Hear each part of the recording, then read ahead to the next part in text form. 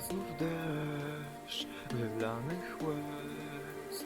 Nie wiem co jest w mojej głowie. Pada znów deszcz wylanych łez. Nie wiem co jest w mojej głowie.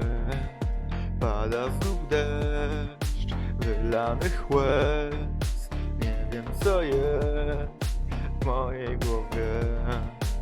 Wyduchy znowu atakują psychikę. Nie wiem co się dzieje, chyba na chwilę zniknę. Milczenie jest złotem, dlatego zamilknę. W świecie bólu obywam chyba podwójnie.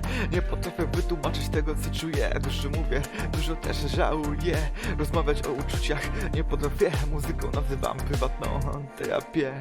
Rok nie daje za wygraną, idzie w zaparte. Ja też dlatego wiem, że po burzy słońce wstaje zawsze. Dość mam tych starć, dość mam tych ran. Zamykam się znów pośród pustych ścian. Pada znów deszcz wylanych łez. Nie wiem co jest w mojej głowie. Pada znów deszcz wylanych łez. Nie wiem co jest w mojej głowie.